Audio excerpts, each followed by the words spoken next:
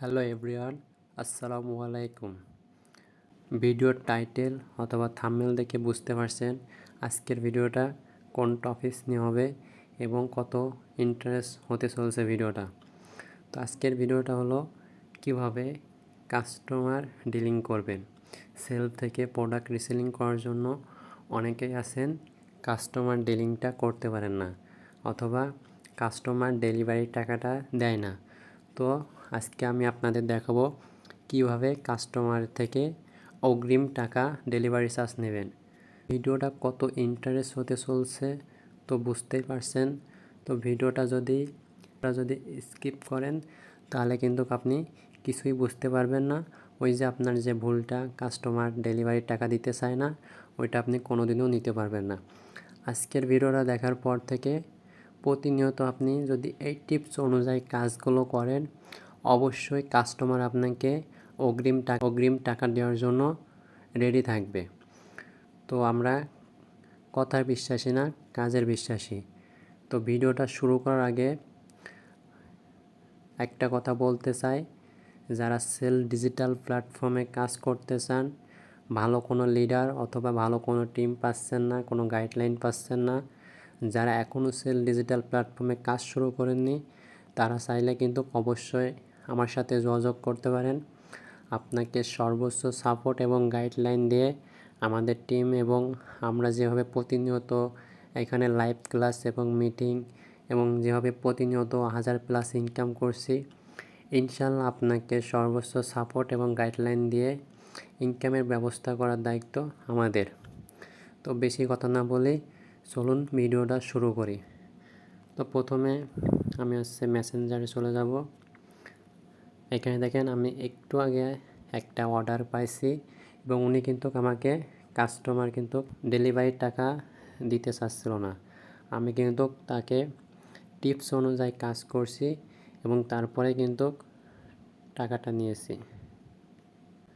আজকে রাতে আমি একটু আগে কিন্তু একটা অর্ডার পেয়েছি এবং উনি কিন্তু সেই একই কথা, কোনো মতেই তিনি কিন্তু ডেলিভারির টাকাটা অগ্রিম দিতে চাইছিল না। তিনি কিন্তু পণ্যটা হাতে পেয়ে পুরো টাকাটা ডেলিভারি ম্যানের সাথে পেমেন্ট করতে চেয়েছিল। কিন্তু আমি এমন কিছু টিপস দিয়েছি, ওই টিপসগুলো দেখে উনি কিন্তু টাকাটা অগ্রিম দেওয়ার জন্য রেডি এবং টাকাটা কিন্তু আমাকে পাঠিয়ে দিয়েছে এবং আমি কিন্তু অর্ডারটা কনফার্ম করে দিয়েছি। তো আমি দেখেন মার্কেট প্লেসে চলে যাই। মার্কেট প্লেসে যাওয়ার পরে এখানে দেখেন কত কাস্টমার আমাকে নক করছে। দেখেন এখনও কিন্তু 6-7 জন কাস্টমার আমাকে নক করছে। এটাও কিন্তু একটা টিপস। ফেসবুক মার্কেট প্লেসে এমন একটা টিপস আছে, যেই টিপস অনুযায়ী যে সিক্রেট বিষয়টা রয়েছে, এই সিক্রেট বিষয় যদি কাজ করেন অবশ্যই আপনার কাস্টমার এত নক দিবে যে আপনার মাথা পাগল করে ফেলবে। তো এগুলো পেতে হলে আমাদের টিমে আপনাকে যুক্ত হতে হবে। অবশ্যই এই টিপস এবং সিক্রেট বিষয়গুলো আপনাকে দেওয়া হবে। তো এখানে দেখেন আমি যেটা আজকে অর্ডার কনফার্ম করছি সেটা দেখেন। তো প্রথমে উনি দেখেন আমার মেসেজ দিয়েছে, আমি ওনারে কি বলছি দেখেন, যে আসসালামু আলাইকুম স্যার, মার্কেট প্লেস থেকে আমি এমডি নাসিমে যুক্ত আছি, আপনার সাথে কীভাবে সহযোগিতা করতে পারি আপনাকে স্যার। তো উনি সালাম দিছে, বলে যে এই শার্টের দাম কত ভাইয়া।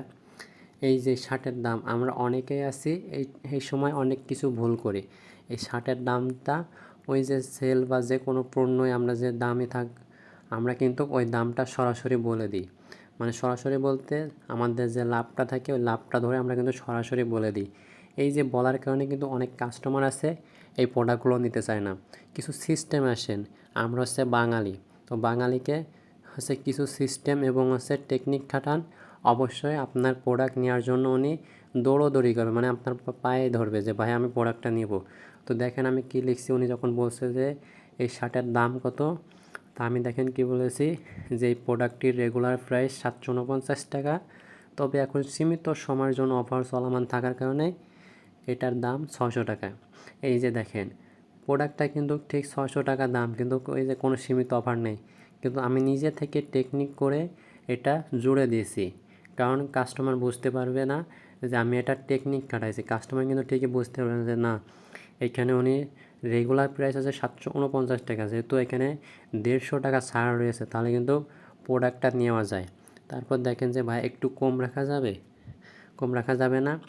আমি তখন কি বলি দেখেন, অবশ্যই স্যার, আপনি যেহেতু আমার কাছে প্রথম কাস্টমার, একটু কম রাখবো ইনশাল্লাহ। এই যে মানে উনি বুঝতে পারবে যে হ্যাঁ ইনি একটা ব্যবসায়ী, কারণ ইনি সব কিছু মানে একটা সব কিছু উনি বুঝতে পারবে যে না ইনি একটা রিয়েল ব্যবসায়ী। কারণ সব কিছু দেখেন, আমি যখন ওনার বলছি যে স্যার আপনি আমার কাছে নতুন কাস্টমার, সেহেতু আপনার কাছে অবশ্যই কম রাখবো, কারণ উনি বুঝতে পারবে না এ হচ্ছে একটা সেলার বা ব্যবসায়ী, কারণ এই ব্যবসা করে বলে আমি প্রথম কাস্টমার, সেজন্য আমার কাছ থেকে কম টাকা নিচ্ছে।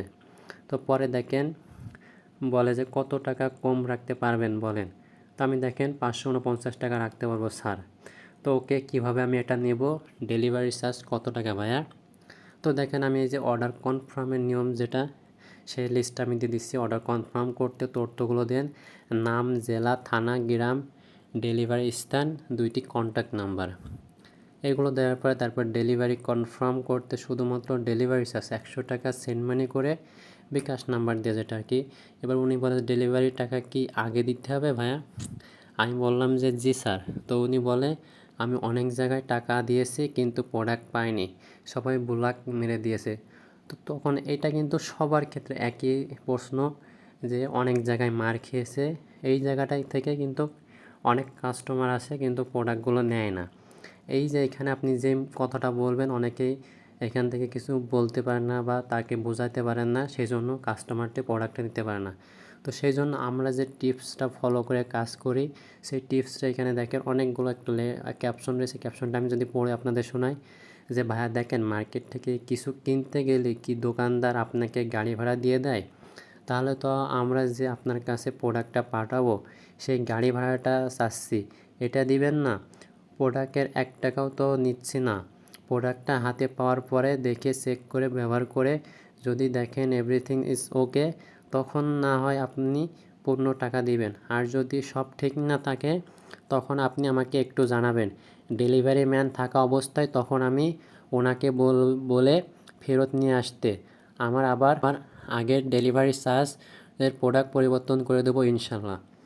উনি তারপরে কি বলে দেখেন, যে তারপর আমি বিশ্বাস করি না। এই যে ওখানে অনেকগুলো যে ক্যাপশন রয়েছে, এখানে কিন্তু একটা বোঝার ক্যাপশন রয়েছে, এবং উনি কিন্তু এটা পড়ার পরে অনেক কিছু বুঝতে পারবে, আমার প্রতি একটা বিশ্বাস তার হবে যে না ইনি তো অনেক কিছুই বলছে। মানে এখানে যেগুলো লিখেছি, এখানে কিন্তু অবশ্যই যদি উনি প্রোডাক্টটা নেওয়ার মতন হয়, তাহলে কিন্তু উনি অবশ্যই প্রোডাক্টটা নেবে। তারপর দেখি কি হয়। তারপরে আমি বিশ্বাস করি না, আমি প্রোডাক্ট হাতে পেলে আপনার সব টাকা একসাথে দিয়ে দেবো ভাইয়া। তো দেখেন এই ক্ষেত্রে কিন্তু সবাই, আমরা অনেকেই আছি, সবাই এই ক্ষেত্রে মানে সবাই কিন্তু এই একই কাজে একই সিস্টেমে পড়ি যে ভাইয়া প্রোডাক্টটা পেলে আমরা টাকাটা একসাথে দেবো। কিন্তু অনেকেই মানে এই যে একসাথে দেবো, অনেকেই আছে আবার একসাথে দেওয়ার কথা বলে কিন্তু প্রোডাক্টটা নেয় না, তখন কিন্তু আমাদের লসে যায়।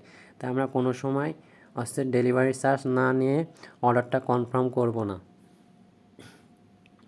তো কিভাবে তার কাছ থেকে ডেলিভারির টাকাটা আমি নিয়েছি, সেটাই দেখেন। আবার দেখেন আমি কি লিখেছি, যে স্যার আপনি আসলে আমাকে বিশ্বাস করতে পারেন নাই, টাকা নিয়ে যদি প্রোডাক্ট না পাঠায় তো আমাদের বিশ্বাসের অভাব। স্যার আপনাদের প্রতি, কেননা এরকম অনেক কাস্টমার বলেছে টাকা সব পরে দিয়ে দেবো, কিন্তু ডেলিভারি ম্যান যাওয়ার পরে বা কল করার পরে সেই প্রোডাক্ট করতে যায় না, তখন তো আর ডেলিভারি ম্যান দাঁড়িয়ে থাকবে না, ফেরত এসে পড়ে। এতে সব দিক দিয়েই আমার লস। আমরা প্রোডাক্টটি বিক্রয় হয় আমার নিজের থেকে দেওয়া ডেলিভারি চার্জ, ডেলিভারি ম্যানের কষ্ট, কাস্টমারদের প্রতি অবিশ্বাস, সময় নষ্ট, মানে সব দিক থেকে আনমেরিট আমার লস। তো আপনি প্রোডাক্টটা রিসিভ করবেন এটা শিওর থাকার জন্যই আমি ডেলিভারি চার্জটা নিয়ে অর্ডারটা কনফার্ম করতে যাচ্ছি। আর দেখেন স্যার, আমি 100 বা 150 টাকা নিয়ে কি বেশি বড়লোক হয়ে যাব? আর আমি কেন বা এতে কাজটা করে আল্লাহর কাছে গুনাহগার হিসেবে থাকবো? আর আমি যাবই বা কোথায়?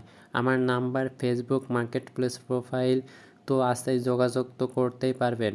আমরা অনলাইনে ব্যবসা এমনভাবে করি যাতে আমাদের থেকে সার্ভিস ভালোভাবে পাওয়ার পরে যাতে আরও অনেক কিছু আমাদের থেকে নেওয়ার একজন পার্মানেন্ট কাস্টমার হিসেবে আপনাদের পেতে চাই। দেখেন এখানে যখন আপনি এই সিক্রেট টিপসে এই ক্যাপশনটা দিবেন, তখন কিন্তু অনেক কাস্টমার আছে বা বেশিরভাগই কাস্টমার এগুলো দেখার পরে 100%-এর মধ্যে 90% কাস্টমার প্রোডাক্টটা নেওয়ার জন্য আগ্রহ থাকবে এবং ডেলিভারি চার্জটা দেওয়ার প্রতি একটা বিশ্বাস থাকবে। তো তখন আপনি যখন এতগুলো কিছু দেবেন তখন কিন্তু কাস্টমারটা বুঝতে পারবে না এখান থেকে ডেলিভারির টাকাটা দিলে আমার কোনো সমস্যা নেই। তারপর দেখেন উনি কী বলে, আচ্ছা ভাইয়া আপনার উপরে বিশ্বাস করে টাকা পাঠিয়ে দিচ্ছি, ইনশাল্লাহ বিশ্বাসের মর্যাদা রাখবেন। দেখেন উনি কিন্তু আমার উপরে একটা বিশ্বাস চলে আসছে। তো মানুষের উপরে বিশ্বাস, আপনি মার্কেটিং করবেন, একটা বিশ্বাস আপনার জোগাড় করতে হবে। এই বিশ্বাসটা জোগাড় করার মাধ্যমে কিন্তু আপনি তার থেকে টাকাটা পাবেন। তারপর দেখেন ইনশাল্লাহ স্যার কত দিনের মধ্যে পাবো, 2 থেকে 3 দিনের মধ্যে পেয়ে যাবেন ইনশাল্লাহ। আপনার বিকাশ নাম্বার দিন। দেখেন আমি আমার বিকাশ নাম্বার দিয়ে দিয়েছি। তো দেখেন উনি টাকা পাঠিয়ে দিয়েছি, দেখেন জি স্যার টাকা পেয়েছি। তো আমি ওই যে অর্ডারটা কনফার্ম করার জন্য যে লিস্টটা দিয়েছি, লিস্টটা দেওয়ার পরে উনি সব কিছু দিয়েছে, এখন আমি অর্ডারটা কিন্তু কনফার্ম করতে পারবো। তো দেখেন এখানে কিন্তু যে সিক্রেট টিপস এবং যে ক্যাপশনগুলো রয়েছে এইগুলো দেওয়ার মাধ্যমে কিন্তু উনি ডেলিভারির টাকাটা দেওয়ার জন্য রাজি হয়েছে। তো আপনারা যারা এই টিপসগুলো নিতে চান বা আমাদের টিমে যুক্ত হয়ে কাজ করতে চান, তো অবশ্যই ক্যাপশনগুলো যদি কারোর দরকার হয় অবশ্যই একটা কমেন্ট করবেন। ইনশাল্লাহ কমেন্ট করলে আপনাকে আমি সেই টিপসগুলো দেওয়ার জন্য আমি অবশ্যই চেষ্টা করব।